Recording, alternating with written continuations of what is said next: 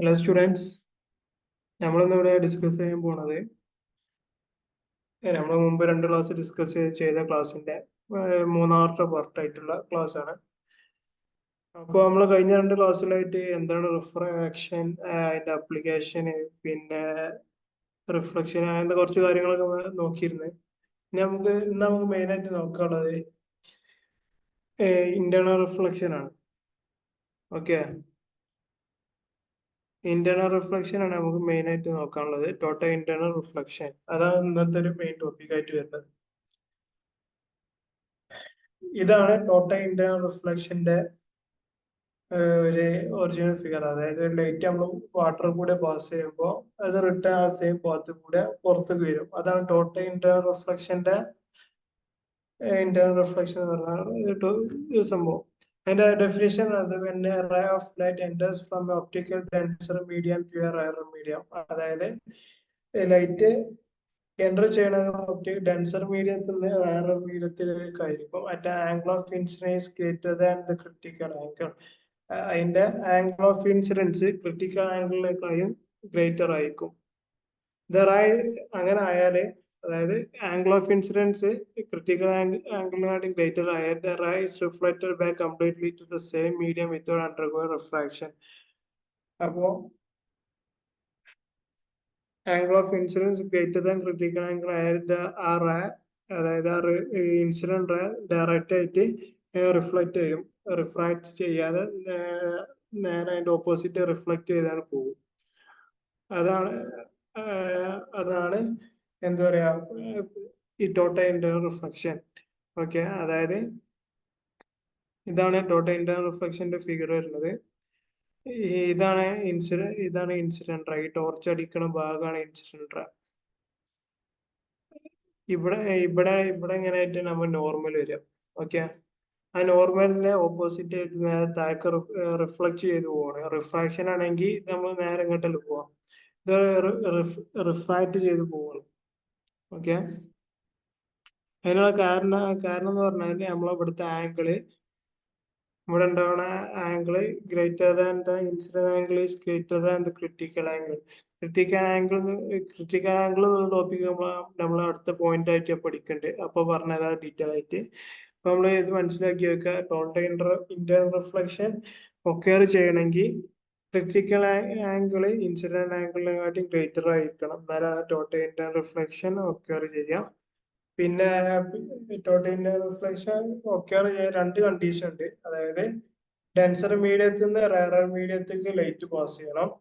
പിന്നെ രണ്ടാമത്തെ കണ്ടീഷൻ നമ്മൾ നേരത്തെ പറഞ്ഞു, എന്താണ്, incident angle is greater than the refracted angle ആയിരിക്കണം. ഓക്കെ, അതാ അതിന്റെ ഡെഫിനിഷൻ പഠിച്ചു വെക്കുക. when a ray of light enters from optically denser medium to rarer medium, at an angle of incidence is greater than the critical angle, the ray is reflected back completely to the same without undergoing refraction. Okay, അതാണ് total internal റിഫ്ലക്ഷന്റെ definition വരുന്നത്. Okay, ഞാൻ അടുത്തത്, ഇത് രണ്ട് figure ഉണ്ട് നമ്മുടെ text ബുക്കിലുള്ള ഫിഗറാണ്. ഇത് figure എയും ബിയും തമ്മിലുള്ള വ്യത്യാസം മനസ്സിലാക്കില്ല, കണ്ടില്ല? ഇതിൽ ഫിഗർ എയില് ലൈറ്റ് ഈ സർഫസ് കൂടെ ഇങ്ങനെ പാസ് ചെയ്ത് പോകും. ഈ ഫിഗർ ബിയില് ലൈറ്റ് നേരെ റിഫ്ലക്ട് ചെയ്യേണ്ടത് താഴത്തേക്ക്. അതായത് ഫിഗർ ബി നമ്മൾ നേരത്തെ പഠിച്ചത് ടോട്ടൽ ഇന്റേണൽ റിഫ്ലക്ഷൻ ഉള്ള പോയിന്റ് ആണ് ഫിഗർ ബിയിൽ പറയണത്. ഫിഗർ എയില് എന്താ നമുക്ക് നോക്കണം. ഓക്കെ, ഫിഗർ എയില് ഈ നോർമൽ ഇതാണെന്ന് വിചാരിക്കുക. ഇതാണ് ലൈറ്റ്, നമ്മളെ ഇൻസിഡന്റ് റേ. ഈ ഇൻസിഡന്റ് റേയും നോർമലും ഈ റിഫ്രാക്റ്റഡ് റേയും തമ്മിലുള്ള ആംഗിൾ 90 ഡിഗ്രിയാണ്.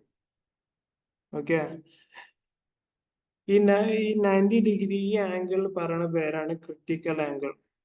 അതായത് ലൈറ്റ് പാസ്, നമ്മുടെ ലൈറ്റ് അപ്പുറത്ത് പാസ് ചെയ്യുമ്പോൾ അതിന്റെ റിഫ്രാക്ഷൻ സംഭവിക്കാതെ സർഫസ് കൂടെ ലൈറ്റ് പാസ് ചെയ്യുമ്പോൾ അത് നോർമൽ ലൈറ്റ് അത് 90 ഡിഗ്രി ആയിരിക്കും അതിന്റെ ആംഗിൾ വരിക. ആ ആംഗിളിന് പറയുന്ന പേരാണ് ക്രിട്ടിക്കൽ ആംഗിൾ. ഓക്കെ, ആംഗിള് പറയുന്ന പേരാണ് ക്രിട്ടിക്കൽ ആംഗിൾ. ക്രിട്ടിക്കൽ ആംഗിൾ എങ്ങനെ വരിക എന്ന് കാണിച്ചു. ഇത് ഗ്ലാസ്സിന്ന് എയർക്ക് ലൈറ്റ് പാസ് ചെയ്യുമ്പോൾ ഉണ്ടാവണ ഒരു ഫിഗറാണ് ഞാൻ ഇവിടെ ഉള്ളത്. ഇതില്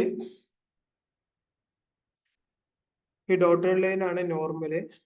ലൈറ്റ് ഇവിടുന്ന് പാസ് ചെയ്യുമ്പോൾ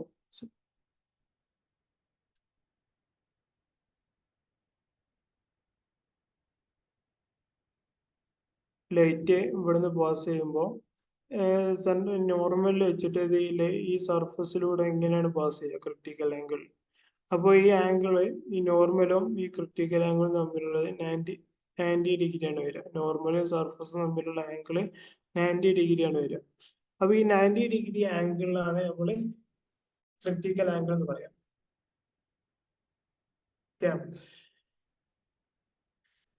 അതാണ് നമ്മൾ നേരത്തെ റിഫ്ലക്ഷൻ പറഞ്ഞപ്പോൾ പറഞ്ഞ ക്രിട്ടിക്കൽ ആംഗിൾ ഗ്രേറ്റർ ദാൻ അതായത് angle of incidence greater than the critical angle ആയാൽ മാത്രമേ നമ്മൾ ടോട്ടൽ ഇന്റേണൽ റിഫ്ലക്ഷൻ ഒക്യൂർ ചെയ്യുള്ളൂ എന്നാണ് നമ്മൾ ഒരു കണ്ടീഷനായിട്ട് നമ്മൾ ടോട്ടൽ ഇന്റേണൽ റിഫ്ലക്ഷൻ പഠിച്ചപ്പോൾ പറഞ്ഞത്. നമുക്ക് ക്രിട്ടിക്കൽ ആംഗിളിന്റെ ഒരു ഡെഫിനിഷൻ നോക്കാം. അതായത് when a ray of light from optical denser medium to rarer medium, അതായത് ലൈറ്റ് ഒപ്റ്റിക്കൽ ഡെൻസർ മീഡിയത്തിൽ നിന്ന് റയറർ മീഡിയത്തിലേക്ക് ലൈറ്റ് പാസ് ചെയ്യുമ്പോൾ the angle of incidence at which angle of refraction become 90 degree. അതായത് angle of ഇൻസിഡൻസും angle of അതായത് normal നമ്മൾ നേരത്തെ പറഞ്ഞല്ലോ, angle of refraction 90 degree ആയാല് ആ ആംഗിൾ പറയുന്ന പേരാണ് ക്രിട്ടിക്കൽ ആംഗിൾ. പിന്നെ വേറെ ഇമ്പോർട്ടൻറ്റ് സംഭവം ഉള്ളത് എന്താന്ന് വെച്ചാല്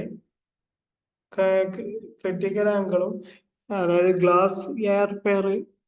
ഗ്ലാസ് മീഡിയം എയർ മീഡിയം തമ്മിൽ പെയർ ഉണ്ടാവുമല്ലോ, ആ പെയർ കൂടെ നമ്മളെ ലൈറ്റ് പാസ് ചെയ്ത് അതിന്റെ ക്രിട്ടിക്കൽ ആംഗിൾ 42 ഡിഗ്രി ആയിരിക്കും.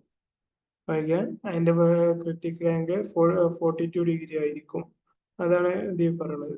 ഇതൊരു ഇമ്പോർട്ടന്റ് പോയിന്റ് ആണ് കേട്ടോ.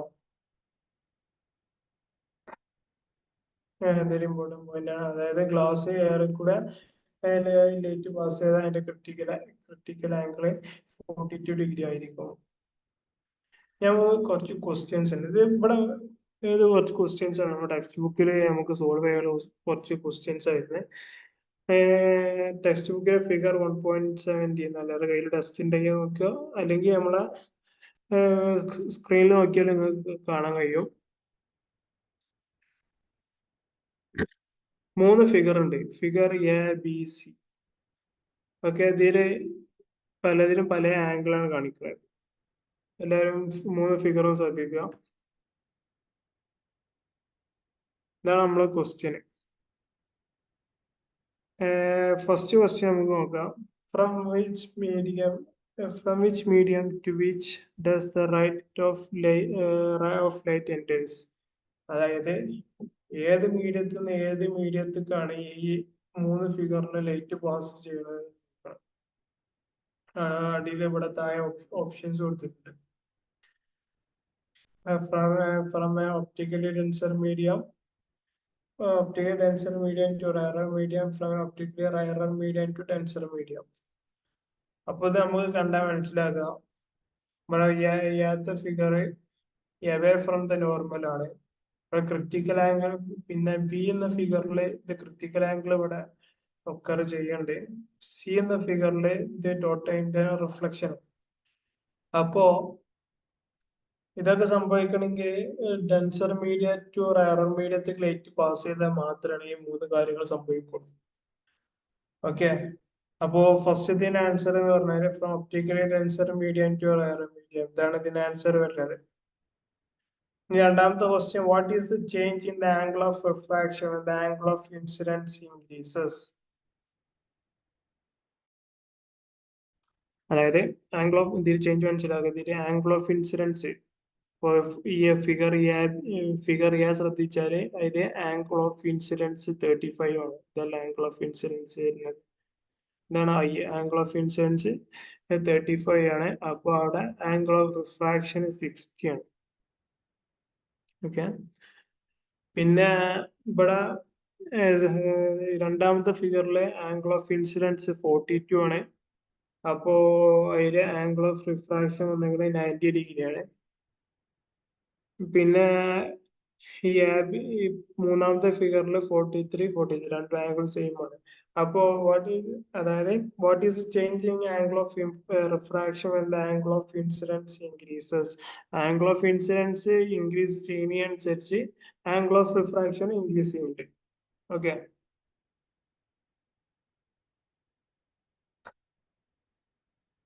ഈ ഫിഗർ സിയിലെ റിഫ്രാക്ഷൻ അല്ല സംഭവിക്കുന്നത്, റിഫ്ലക്ഷൻ ആണ് നമ്മൾ. ഓക്കെ. മൂന്നാമത്തെ ക്വസ്റ്റ്യൻ നോക്കാം. What is the angle of incidence when the angle of what is the angle of when the angle of refraction is 90?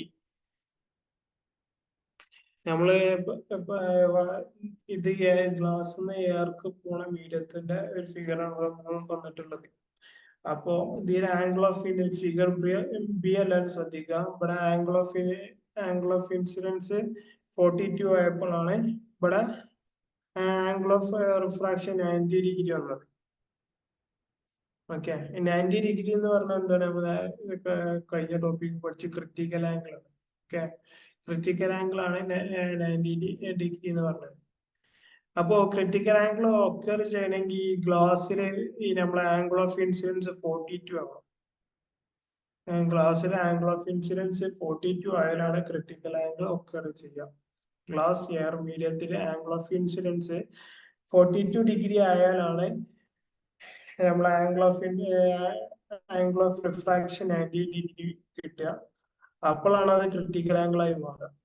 അപ്പൊ അതാണ് ഇവിടെ മൂന്നാമത്തെ ക്വസ്റ്റ്യൻ ചോദിച്ചിട്ടുള്ളത്. What is angle of incidents and angle of refraction is 90 degree.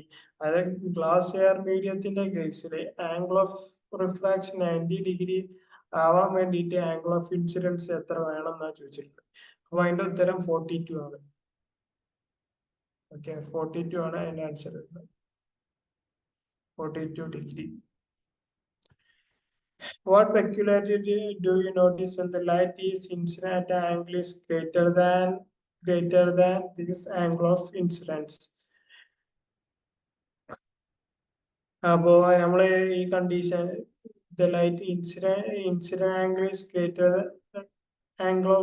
than the incident angle, refracted angle is greater than the incident angle condition നമ്മൾ ഇന്നത്തെ ക്ലാസ്സിൽ first topic ആയിട്ട് പഠിച്ചു. അതായത് എന്താണ് ടോട്ടൽ ഇന്റേണൽ റിഫ്ലക്ഷൻ.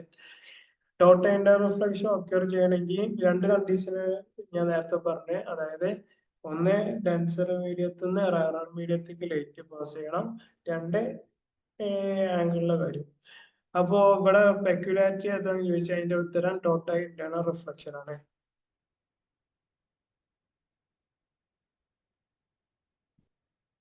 ഓക്കെ. ഇത് നമ്മുടെ ടെസ്റ്റിലുള്ള ക്വസ്റ്റ്യൻ ആണ്, എല്ലാവരും ശ്രദ്ധിക്കണം. ഓക്കെ. ഇങ്ങനെ ഒരു സംഭവം നമ്മളെ റോഡിലൂടെ യാത്ര ചെയ്യുമ്പോൾ നമ്മൾ കണ്ടിട്ടുണ്ടാവില്ലേ? എല്ലാവരും ശ്രദ്ധിക്കണം. അതായത് നമ്മളിപ്പോ വെള്ളത്തിലൊക്കെ ആണെങ്കിൽ വെള്ളത്തില് തെങ്ങൊക്കെ നിൽക്കുന്നുണ്ടെങ്കിൽ നമുക്ക് വെള്ളത്തിൽ ഇങ്ങനെ കാണാൻ പറ്റും. അതെന്താ എല്ലാവരും ശ്രദ്ധിച്ചാണ്. അതിന് നമ്മളൊരു സയന്റിഫിക് ആയിട്ട് ഒരു പേര് പറയും. ആ പേരാണ് മിറേജ്.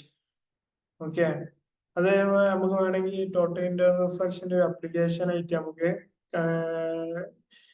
അപ്ലിക്കേഷന്റെ കൂട്ടത്തിൽ നമുക്ക് കൂട്ടാൻ പറ്റിയ സംഭവമാണ് മിറേജ്. മിറേജ് പറഞ്ഞാല് ഇങ്ങനെ ഇമേജ് ഫോം ചെയ്യുന്നതിനാണ് മിറേജ് എന്ന് പറയാം. അതിന്റെ കൂടുതൽ ഡെഫിനേഷൻ നമ്മൾ അടുത്ത സ്ലൈഡിലുണ്ട്. അതായത്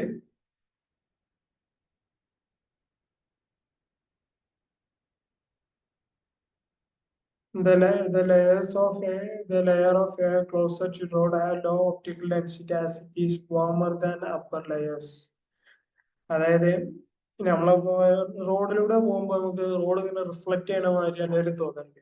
നല്ല ചൂട് കാലത്ത് അതിന്റെ റീസൺസ് ആണ് നമ്മൾ ഇവിടെ പറയുന്നത്. ആ ഒരു ഇമേജ് ആണ് നമ്മൾ ഇതിന് മുമ്പത്തെ സ്ലൈഡിൽ കണ്ടത്. അതായത് ഇതൊരു കാറ് റോഡിലൂടെ പാസ് ചെയ്യാണ്. അപ്പോ ഈ ട്രീന്റെ ഇമേജ് റോഡിൽ ഇങ്ങനെ റിഫ്ലക്ട് ചെയ്യുന്നുണ്ട്. അതിന്റെ കാരണങ്ങളാണ് നമ്മളിപ്പോ പറയണത്. അതായത് the layer of air closer to the road have no optical density that is warmer than the upper layer. അതായത് നമ്മൾ റോഡ് ചൂടാകുമ്പോൾ അവിടെ ഒപ്റ്റിക്കൽ ഡെൻസിറ്റി കുറയും. ഓക്കെ, അതാണ് first point. Optical density increase gradually as we go higher. അതിങ്ങനെ മുകൾക്ക് പോകുന്നതനുസരിച്ച് optical density കൂടും. The light rays coming from the surrounding object passes through the different layers of air with a different optical density. They undergo refraction and then total internal reflection as seen in the figure. When light rays coming from surrounding, അതായത് നമ്മൾ surrounding object, അവിടെ surrounding object ആയിട്ട് കാണിക്കുന്നത് എന്താണ്, ഒരു tree ആണ്. Okay, അതാണ് ഈ ട്രീ ആണ് എന്തെങ്കിലും സറൗണ്ടിങ് ഒബ്ജക്റ്റ് ആയിട്ട് കാണിക്കുന്നത്.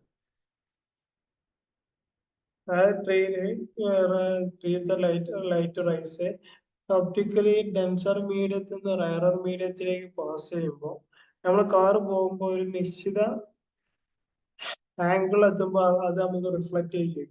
അതായത് അതിന്റെ ക്രിട്ടിക്കൽ ഇൻസിഡന്റ് ആംഗിളിനെക്കാട്ടി ഗ്രേറ്റർ ദാൻ ആവുമ്പോൾ നമുക്കത് കണ്ണില് റിഫ്ലക്ഷൻ ആയിട്ട് തോന്നും. Such deviated light falls on our eyes. അതായത് അങ്ങനെ ടോട്ടൽ ഇന്റേണൽ റിഫ്ലക്ഷൻ ഒക്കർ ചെയ്ത് വരുന്ന ലൈറ്റ് നമ്മളെ കണ്ണില് എന്ത് ചെയ്യും, തട്ടും.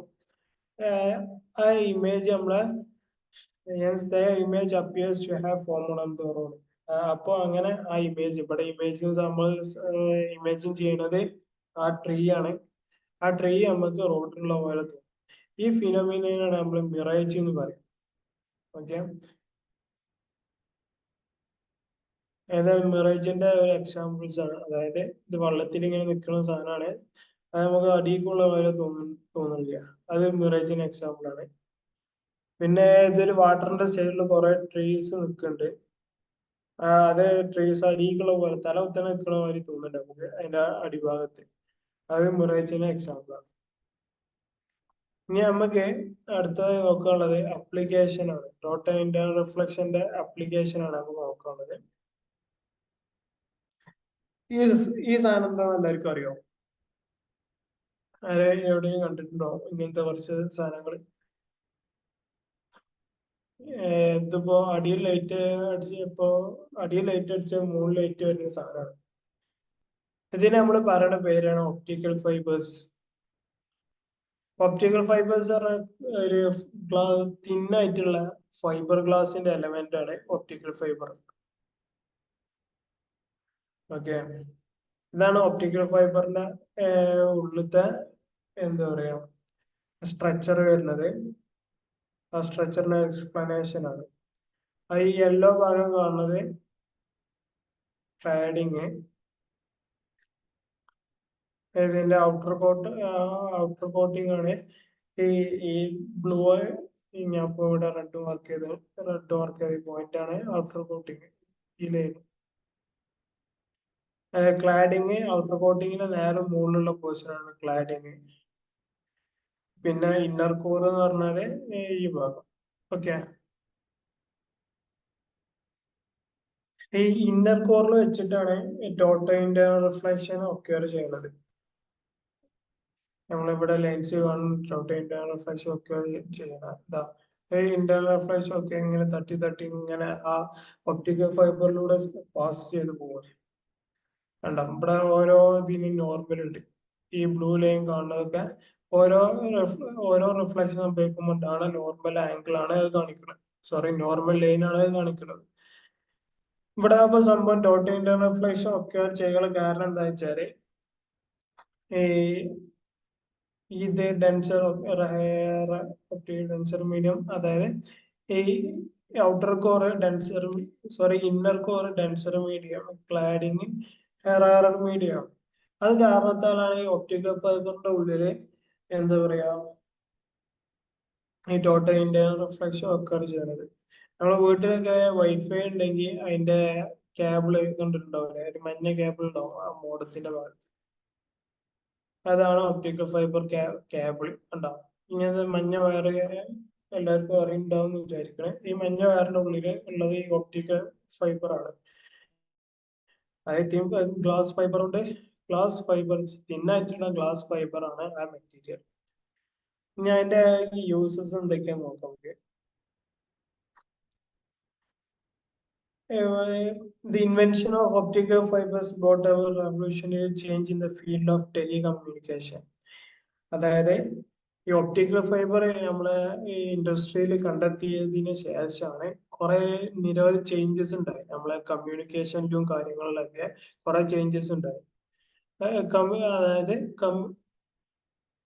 അതായത് അത് എങ്ങനെ ചേഞ്ച് ഉണ്ടായതെന്നാണ് അടുത്ത് നോക്കുന്നത്. The communication signal also travel through optical fibres in the form of light. അതായത് നമ്മള് കമ്മ്യൂണിക്കേഷന് വേണ്ടിയുള്ള സിഗ്നൽസ് നമ്മൾ കൊടുക്കുമ്പോൾ അത് ഒപ്റ്റിക്കൽ സിഗ്നൽസ് ആയിക്കാണ്ട് ഈ ഒപ്റ്റിക്കൽ ഫൈബർ ക്യാബിൽ കൂടെ ഒപ്റ്റിക്കൽ സിഗ്നൽസ് ആയിക്കാണ്ട്, അതായത് ലൈറ്റ് ആയിക്കാണ്ട് പാസ് ചെയ്യും. അതായത് ലൈറ്റിന്റെ സ്പീഡ് എല്ലാവർക്കും അറിയാലോ, 3x10⁸ ആണ് ലൈറ്റിന്റെ സ്പീഡ് വരുന്നത്. അത്രയും സ്പീഡിൽ ഈ കേബിളിലൂടെ ലൈറ്റ് പാസ് ചെയ്യുമ്പോൾ ആ സിഗ്നലിന് നല്ല സ്പീഡ് കിട്ടും. ഓക്കെ, അതാണ് ഒന്നാമത്തെ പോയിന്റ്.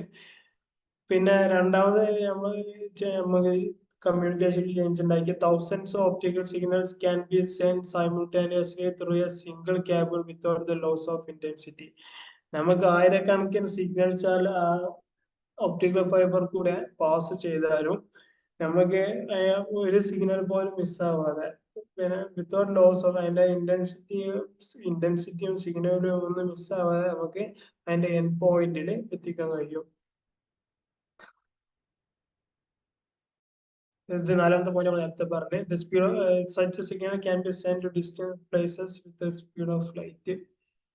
സ്പീഡ് ഓഫ് ലൈറ്റിന്റെ സെയിം സ്പീഡിലാണ് നമുക്ക് ആ സിഗ്നൽസ് ആയി കൂടെ പാസ് ചെയ്യാൻ പറ്റുക.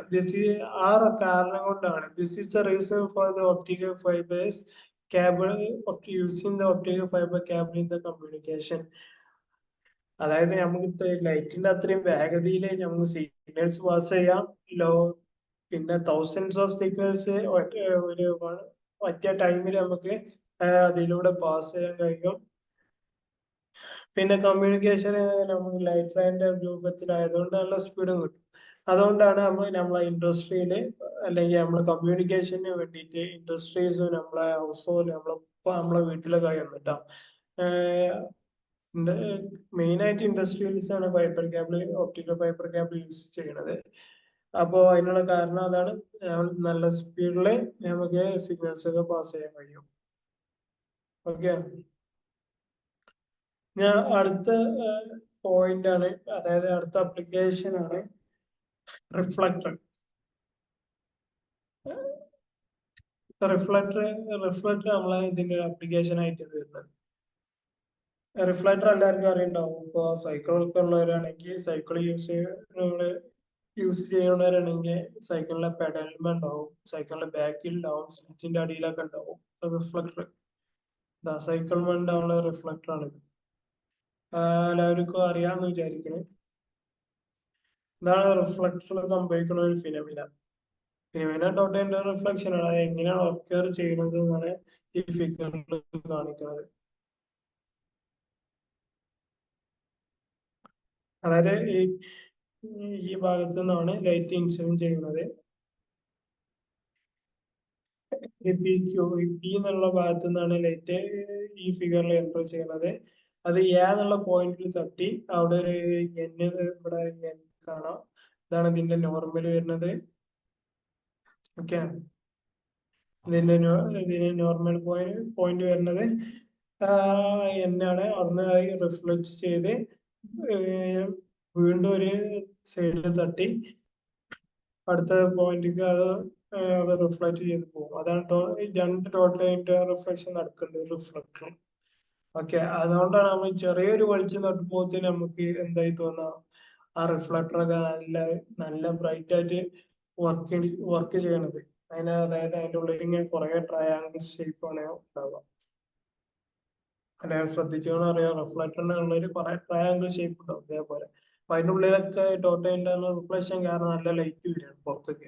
അത് നേരെ നമ്മളെ കണ്ണിലേക്ക് പതിക്കുമ്പോ നല്ല ലൈറ്റ്, ചെറിയൊരു വെളിച്ചം തട്ടുമ്പോൾ തന്നെ നമുക്ക് നല്ലൊരു വെളിച്ചമായിട്ട് തോന്നിക്കും. അപ്പൊ നമ്മളെ റോട്ടിലൊക്കെ കാണാം റിഫ്ലക്ടർ രാത്രി കാലങ്ങളിലൊക്കെ നമ്മൾ റോഡിന്റെ ട്രാക്ക് മനസ്സിലാക്കാൻ വേണ്ടിയിട്ട് റിഫ്ലക്ടേഴ്സ് കാണാം. റെഡും യെല്ലോയും വൈറ്റ് ഒക്കെ ആയിട്ട് റിഫ്ലക്ടർ കാണാൻ കഴിയും. അതൊക്കെ സെയിം സാധനം തന്നെയാണ് കേട്ടോ.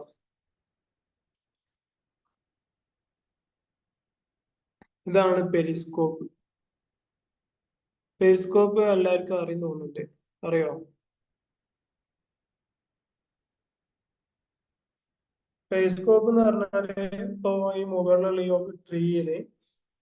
ഈ ട്രീ ഉണ്ടല്ലോ മുകളിൽ കാണിക്കണം. ഈ ട്രീനെ നമുക്ക് ഇവിടെ അടിയിൽ നിന്ന് കാണാൻ പറ്റും. എങ്ങനെയാന്നല്ലേ ഞങ്ങൾ നോക്കണേ. അപ്പൊ ഇതിന് ഇവിടെ ഒരു പ്രിസം മിറർ ഉണ്ട് അവിടെ. അതായത് ഈ ഒബ്ജക്റ്റ് ഇതിൽ കൂടെ പോയിക്കാണ്ട് ഈ മിററിൽ തട്ടും. ഈ മിറർ നമ്മൾ ഒരു നിശ്ചിത ആംഗിൾ വെച്ചിട്ടുണ്ടാവും. ഓക്കെ. ആ ഒരു നിശ്ചിത ആംഗിൾ വെക്കുമ്പോ ഈ മിററിൽ പതിച്ച സെയിം ഇമേജ് എന്ത് ചെയ്യും? ഈ താഴെ അതേപോലെ സെയിം മിറർ നമ്മൾ ഫിറ്റ് ചെയ്തിട്ടുണ്ട്. ആദ്യമ തട്ടും. ആദ്യമ തട്ടിയിട്ട് അത് നേരെ നമ്മൾ ഇവിടെ നിന്ന് നോക്കുമ്പോ എന്ത് ചെയ്യാൻ പറ്റും? കാണാൻ പറ്റും. ആ സെയിം ഇമേജും നമ്മൾ മുകളിലുള്ള ഇമേജ് നമുക്ക് താഴെ നിന്ന് കാണാൻ പറ്റും. ഓക്കെ. ഇത് മെയിനായിട്ട് യൂസ് ചെയ്യണത് ഈ സബ്മറൈനിൽ നമ്മളെ വെള്ളത്തിന്റെ അടിയിൽ പോയിക്കൊണ്ട് നമ്മൾ ഈ വെള്ളത്തിന് മുകൾക്ക് നോക്കാൻ ഉപയോഗിക്കുന്ന ടൂളാണ്. അതായത് ഈ നമ്മളെ യുദ്ധത്തിനൊക്കെ യൂസ് ചെയ്യുന്ന സംഭവമാണത്. കടലിലെ യുദ്ധത്തിന് യൂസ് ചെയ്യുന്ന സംഭവമാണ് പെരിസ്കോപ്പ്. അതിന്റെ ആക്ച്വൽ ഇമേജ് ഞാൻ കാണിച്ചു തരാം.